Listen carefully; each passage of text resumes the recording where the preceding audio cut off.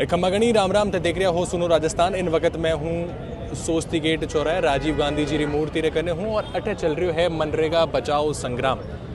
कांग्रेस रा पूर्व विधायक, कार्यकर्ता, जिला अध्यक्ष सब जना जी का है एक ही जगह माता बैठा है और मनरेगा बचाओ संग्राम रे वास्ते संघर्ष कर रही है। कांग्रेस की बहुत सारी योजनाएं है जिनका नाम बीजेपी कई बार चेंज करिया। देखिए, नाम बदलना इनकी शुरू से फितरत है, हमें उसका विरोध नहीं है। विरोध हम लोग इस बात का कर रहे हैं जो गरीबों को, अनस्किल्ड लोगों को कांग्रेस सरकार में मनमोहन सिंह जी प्रधानमंत्री थे, सोनिया गांधी जी यूपीए चेयरमैन थी और 100 दिन लोगों को रोजगार कैसे लोगों को मिले। और 100 दिन भी इसलिए निर्धारण किया कि बाकी दिन तो अपने खेती बाड़ी से, मजदूरी से काम कर ले और कहीं काम नहीं मिले तो वो सरकार से मांग करे और उसको 15 दिन के अंदर कानून था कि उसको आपको रोजगार देना पड़ेगा। तो एक आदमी भूखा नहीं मरे, उसको ध्यान में रखते हुए ये मनरेगा कार्यक्रम शुरू किया गया। साल में 100 दिन का किया।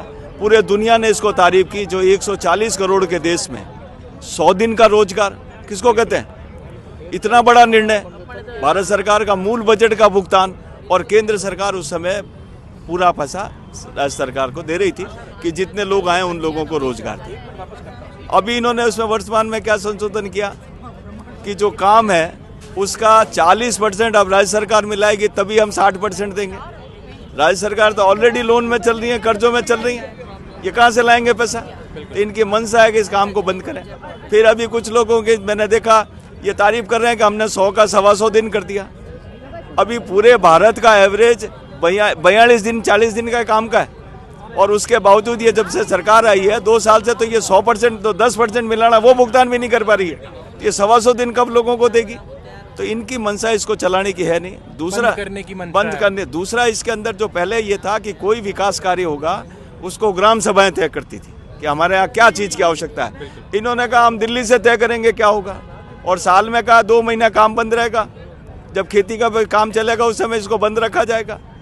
तो ये सब जो बातें आई हैं ये सरकार की स्पष्ट मंशा लग रही है कि न तो 9 मन तेल होगा, न राधा नाचेगी, न राजस्थान सरकार के पास 40 पैसा भुगतान करने को होगा और न ये मनरेगा चलेगा और धीरे धीरे समाप्त हो जाएगा। इस मनरेगा से सबसे बड़ा जो फायदा हुआ था कि गाँव का पलायन रुका था। गाँव में लोगों को रोजगार मिल जा रहा था तो शहर नहीं आ रहे थे। अगर आप पुराने व्यक्ति हो तो आपको ये भी जानकारी में होगा जब ये मनरेगा आया था तो शहर में 50-75 रुपये मजदूरी थी, पर मनरेगा आते ही जब गांव का पलायन रुका, गांव के लोग गांव में रुके तो शहर में और गांव में दोनों जगह मजदूरी बढ़ गई। 150-200 रुपये उस समय मजदूरी हो गई थी, लोगों को रोजगार मिला था। पूंजीपति लोग उस समय विरोध कर रहे थे। अब इन सब चीज़ों को इन्होंने खत्म कर दिया और कह रहे हैं कि हम दिल्ली बैठे इस काम का निर्धारण करेंगे। पैसा आप दो, आपके पास 40 पैसा होगा तो ही हम पैसा देंगे। तो ये सब जो इनकी मंशा लग रही है, नाम बदलना तो इनके शुरू से फितरत है। हमारे नाम से कोई विरोध नहीं है।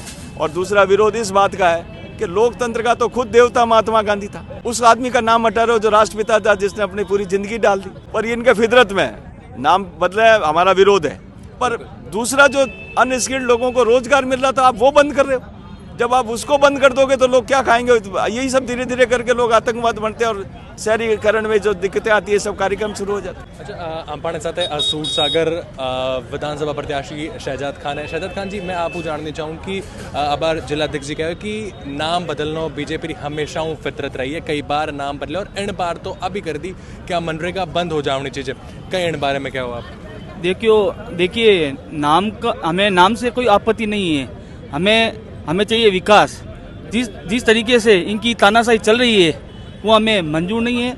मैं आपसे यही रिक्वेस्ट करूंगा कि जो योजनाएं यूपीए गवर्नमेंट में थी उसी को पूर्ण गठन करके गरीब कल्याण लोगों को दी जाए। धन्यवाद।